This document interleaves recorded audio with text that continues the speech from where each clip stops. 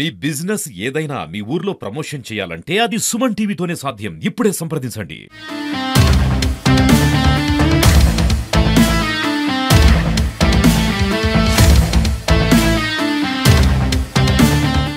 మనకి 1947 మనకి స్వాతంత్రం వచ్చింది.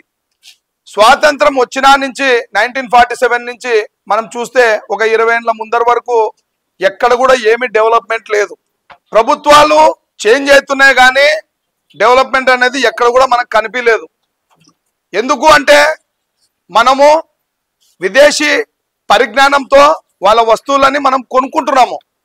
24 గంటలు వాళ్ళ వస్తువులు కొనుక్కొని పురాతన కాలంలో టీవీలు కానీ రేడియోలు కానీ ఏవైనా సరే ఇళ్లలో మనకు పనిచేసేవి అన్ని ఇంటికి సంబంధించినవి కానీ ప్రభుత్వానికి సంబంధించినవి కానీ భారతదేశం సంబంధించిన ఆయుధ వ్యవస్థ కానీ అన్ని బయట దేశాల నుంచే కొనుక్కుంటున్నాము.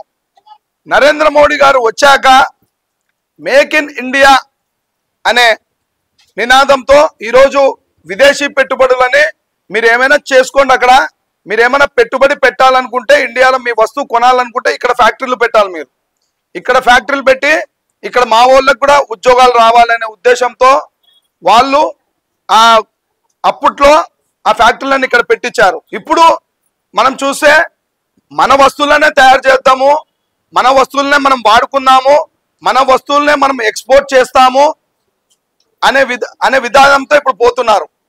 అంటే ఏమి, దేశీ వస్తువులని మనం వాడకూడదు, స్వదేశీని మనము నిర్మిద్దాము అనే నిదానంతో మనం పోతున్నాము. ఇప్పుడున్న పరిస్థితుల్లో నరేంద్ర మోడీ గారు భారీ ఎత్తున ఇక్కడ మనకి సంస్థలను తీసుకొని వస్తున్నారు.